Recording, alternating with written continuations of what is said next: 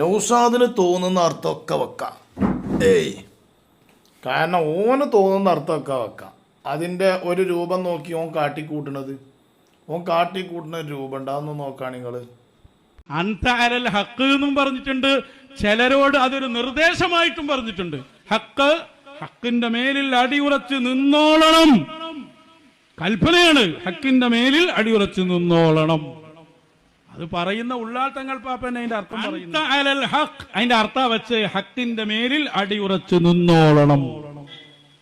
അത് അമ്രാണ്. കേട്ടതായിരിക്കും, ഒന്നുകൂടി കേൾപ്പിച്ചത് മാത്രം. അപ്പോളേ ഇവിടെ ഇപ്പൊ ഞമ്മക്ക് നൗഷാദിനോട് കുറെ കാര്യം ചോദിക്കാണ്ട്, ഒരുപാട് സംശയങ്ങളുണ്ട്. ഒന്ന്, ഏതായാലും ഇപ്പൊ നൗഷാദ് പറഞ്ഞ അർത്ഥാണെന്ന് സമ്മതിച്ചു കൊടുക്കുക.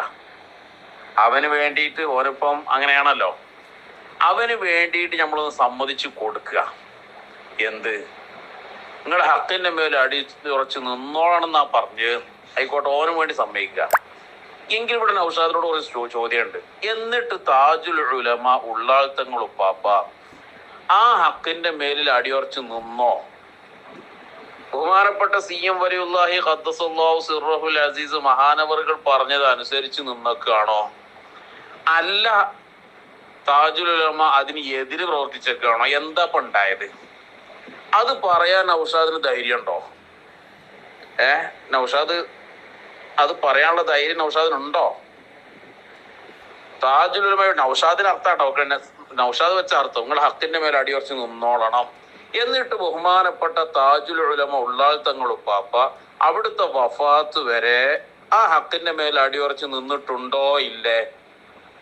ഉണ്ട് എന്നാണോ മറുപടി, അല്ല ഇല്ല എന്നാണോ മറുപടി? കാരണം നൗഷാദ് പറയുന്നുണ്ട് നിങ്ങളെ സമസ്ത തട്ടിക്കൂട്ട് സംഘടനയാണ്. നമ്മളെ ഗ്രൂപ്പിൽ പലപ്പോഴും വന്നതാണ്, വേണേ നമുക്ക് വിടാം. നിങ്ങള് സമസ്ത എന്ന് പറഞ്ഞ തട്ടിക്കൂട്ട് സംഘടനയാണ്. അപ്പൊ തട്ടിക്കൂട്ട് സംഘടനയാണെങ്കിൽ അത് ഹക്കാവോ? താജുൽ നിലകൊണ്ടത് ഹക്കിന്റെ മേലാണോ? CM വലിയുല്ലാഹിയെ ധിക്കരിച്ചുകൊണ്ട് തട്ടിക്കൂട്ട് സംഘടന ഉണ്ടാക്കുക, ഹക്കല്ലാത്ത തട്ടിക്കൂട്ട് സംഘടന ഉണ്ടാക്കിയൊക്കെയാണോ? എന്താ ഉണ്ടായത്? മറുപടി പറയേണ്ട നൗഷാദാ, അത് പറഞ്ഞേ പറ്റൂ. ഇജി പറഞ്ഞ അർത്ഥാണ് ശരിന്ന് വെക്കുകയാണെങ്കിൽ തന്നെ ഇജി പറയണം, ഒന്നുകിൽ തട്ടിക്കൂട്ട് സംഘടനയാണ് എന്ന് പറയണം. തട്ടിക്കൂട്ട് സംഘടനയാണെങ്കിൽ ഹക്കാവൂലല്ലോ. അപ്പൊ പിന്നെ താജുലുമ ഹക്കിന്റെ മേലെ അടിയുറച്ച് നിന്നോളണമെന്ന് താജുലുമയോട് പറഞ്ഞപ്പം താജുലുമ ചെയ്തത് ഇപ്പം തട്ടിക്കൂട്ട് സംഘടന ഉണ്ടാക്കിയൊക്കെയാണോ, അതല്ല ഹക്കിന്റെ മേലെ അടിയുറച്ച് നിൽക്കുകയാണോ? ഇവിടെ പാകപ്പാടെ ഇജി വെച്ച അർത്ഥപ്രകാരം ആകെ ഇവിടെ അൽക്കുൽക്കാവുണ്ട്. അതുകൊണ്ട് നൗഷാദ് അത് പറയണം. ഒന്ന്. രണ്ടാമത്തത്, ഇജി എന്നെ ഇവിടെ എന്ത് ചെയ്യണ്ട്, വേറൊരു ഹബീബായ റസൂലുള്ളാഹി സ്വല്ലല്ലാഹു അലൈഹി വസല്ലം തങ്ങളുടെ ഒരു ഹദീസ് അർത്ഥം വെക്കിട്ട് ഇവിടെ എനിക്ക് ഇവിടുന്ന് അമ്രിന്റെ മാന കിട്ടിയെന്ന് വെച്ച് പറയണം. അൻത അലൽ ഹക്ക്, നിങ്ങൾ ഹക്കിന്റെ മേലിൽ അടിയുറച്ച് നിന്നോളണം. ഒരു അമ്രിന്റെ മാന ഇവിടുന്ന് എനിക്ക് എങ്ങനെ വന്നത് എന്നുള്ളത് ഞങ്ങളൊക്കെ പഠിച്ച അന്ത എന്നുള്ള മുബത്തതയാണ്. അതേപോലെ അലൽ ഹക്ക് എന്നുള്ള ജാറു മജ്റൂർ അന്തന്റെ ഖബറാണ്. ഇതാ ഞങ്ങൾ പഠിച്ച്. അപ്പൊ അന്തന്റെ നിങ്ങളാകുന്നത് അലൽ ഹക്ക് ഹക്കിന്റെ മേലിലാണ്. ഇതപ്പൊ ഞങ്ങൾ പഠിച്ച്. അമ്രിന്റെ മാന എവിടുന്നേ വന്നതെന്നുള്ളത് ഇത് പറയാം. എന്നിട്ട് ഇതിന് വേറൊരു ഹദീസ് അർത്ഥം വെക്കുന്നുണ്ട്. ഇൻഷാ അല്ലാഹ് ആ ഹദീസ് നമ്മളോട് കൊണ്ടുവന്നില്ല. ഈ വിഷയം താജുൽ ഉലമ ഇതാ പറയുന്നു, ഒന്ന് കേട്ടു നോക്കി.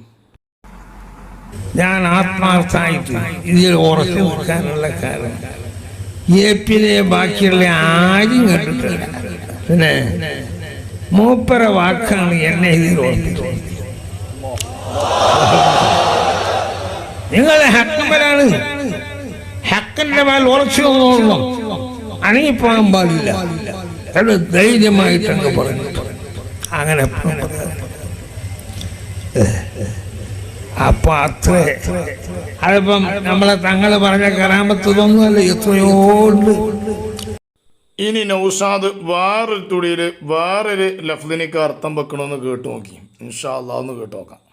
ഉക്കാശ തങ്ങൾ കണ്ടില്ല നിങ്ങള്, ഒരു സെക്കൻഡിൽ 70,000 ആളുകൾ സ്വർഗത്തിൽ കടക്കും. ഇതിങ്ങനെ പറഞ്ഞപ്പോ സ്വഹാബി ചോദിക്കാണ്, ഇന്നയിൽ ഉൾപ്പെടുത്തി തരണം. ഞാൻ ദ്വാരിക്കട്ടെ, അന്ത മിൻഹും, നിങ്ങൾ അതിൽ പെട്ടവരാണ്. എന്താണ് ആ വാക്കിന്റെ ഗൗരവം?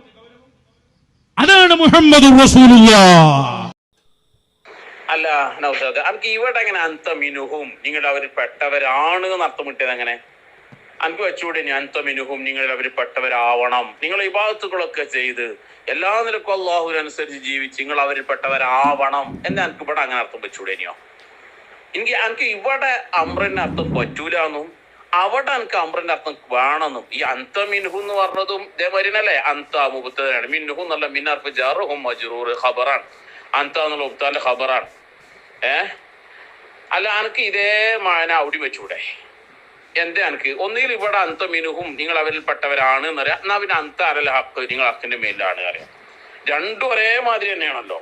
എനിക്ക് അവിടെ അമ്രന്റെ മാന കിട്ടിയെന്നും ഇവിടെ അമ്രന്റെ മാന കിട്ടിയില്ല എന്നും അതെങ്ങനെ വന്നത്? എന്തിനാ ചെങ്ങായി ഇമാതിരി പണിക്കൊക്കെ നടക്കണേ ജി? എനിക്ക് വേറെ വല്ല പണിക്കും പോയിക്കൂടെ?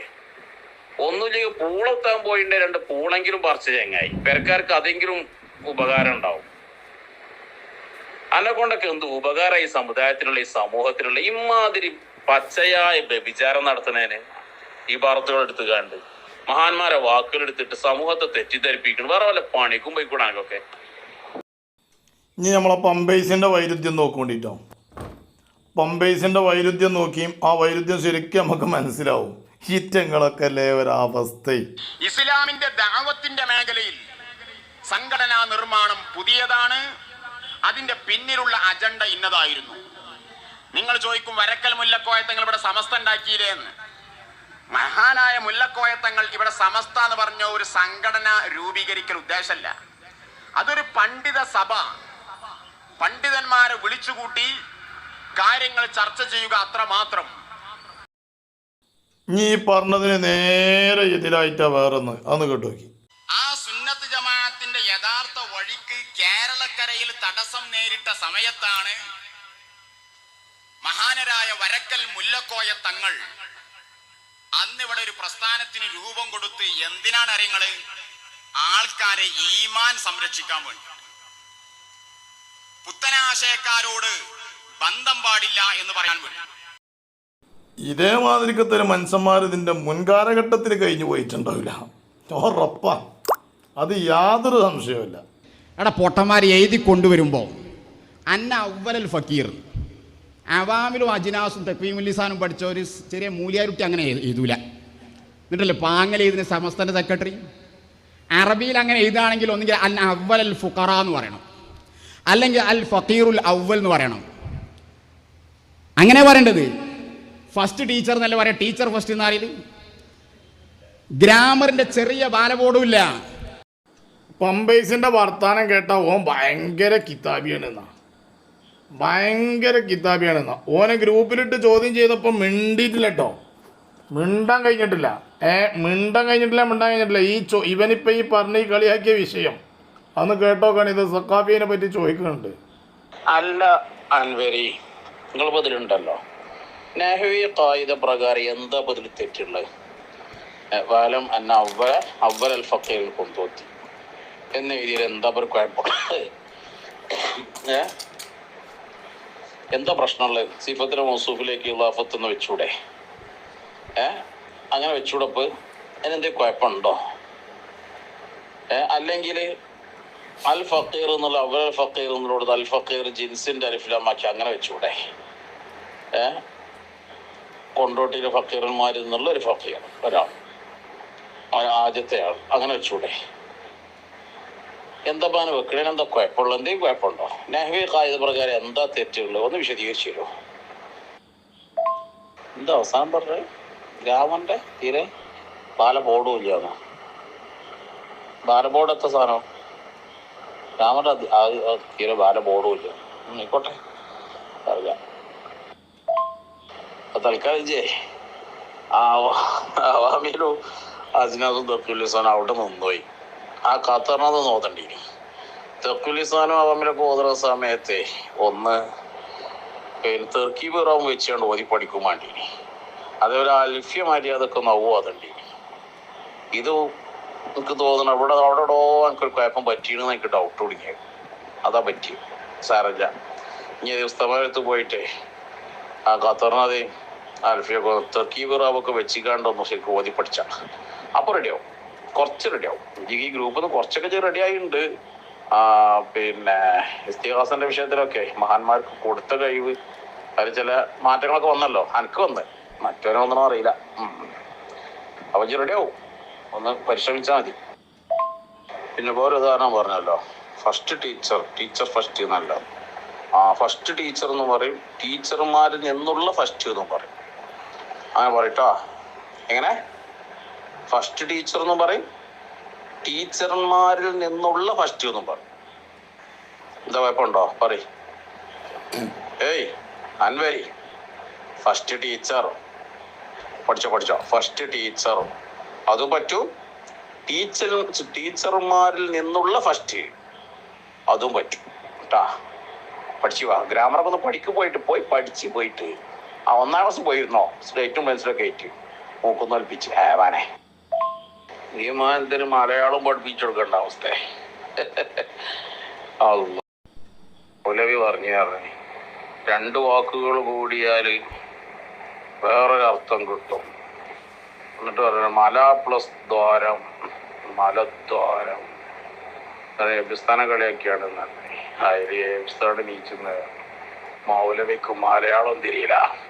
മൗലവി മല പ്ലസ് ദ്വാരം എന്നല്ല, മലം പ്ലസ് ദ്വാരം, മലദ്വാരം എന്നാണ് പഠിപ്പിച്ചു കൊടുത്തുകാരനെ. എന്നാമാതിരി ഈ ചങ്ങായിക്ക് പഠിപ്പിച്ചു കൊടുക്കണം. ഫസ്റ്റ് ടീച്ചർമാരിൽ നിന്നുള്ള ഫസ്റ്റ് പഠിച്ചു വാ. ഏയ് പമ്പേഴ്സ് അങ്ങനെ അങ്ങോട്ട് പഠിച്ചൂല. പമ്പേഴ്സാണത്. അത് പമ്പേഴ്സ് അങ്ങനൊന്നും പഠിച്ചൂല ഉസ്താദേ. പമ്പേഴ്സ് തന്നെ പറയണേ മല പ്ലസ് ദ്വാരം എന്നാ, മലദ്വാരം എന്നാ. മുജാഹിദ് പറയണമാതിരി തന്നെയാണ് മലം പ്ലസ് ദ്വാരം എന്നുള്ളത്. പമ്പേഴ്സ് പറയില്ല. പമ്പേഴ്സിന് മലയാളം അറിയില്ല. ഇതിപ്പോൾ ആകെ തിരിഞ്ഞിക്കണ പമ്പേഴ്സ്. ആകപ്പാടം കെട്ട് എന്താ പറഞ്ഞ ആകപ്പാടം കെട്ട് ബേജാറായിട്ട് എന്തൊക്കെയോ കാട്ടിക്കൂട്ടുകയാണ് പമ്പേഴ്സ്.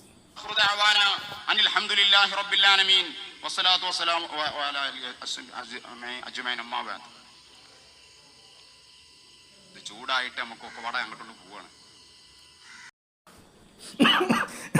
കണ്ടില്ല, ചൂടായിട്ട് അങ്ങോട്ടും ഇങ്ങോട്ടൊക്കെ പാടെ ഇങ്ങനെയൊക്കെ പോവുകയാണ്. ഇതാണ് ഇവരുടെയൊക്കെ കോലം, ഇവരുടെയൊക്കെ ഇൽമും, ഇവരുടെയൊക്കെ പ്രവർത്തനം, ഇവരുടെ പ്രബോധനം, ഇവരുടെ ത്വരീഖത്ത് ഒക്കെ നമ്മൾ ശരിക്ക് കണ്ടറിയുക, ശരിക്ക് അതുമായി കൊണ്ടുള്ള എന്തൊക്കെയാണോ അതൊക്കെ നമ്മൾ പഠിക്കണം. എന്നിട്ട് വേണം ഇവരൊപ്പം കൂടിയാണ്ട് സുൽത്താനുൽ ഉലമയെ പോലെ, പേരോട് ഉസ്താദിനെ പോലെ, പൊന്മൾ ഉസ്താദിനെ പോലെ, ഖലീൽ ബുഖാരി തങ്ങളെ പോലത്തെ വലിയ ആളുകളെ പറയണമെങ്കിൽ അവരൊന്നും മൂത്രം ചാടിക്കാരൊക്കെ മാത്രം നമ്മളില്ല എന്ന് മനസ്സിലാക്കിക്കൊണ്ട് ജീവിക്കുന്ന നമ്മൾ, ഇവർ ദീനിനെ പൊളിക്കാൻ നടക്കുന്നു.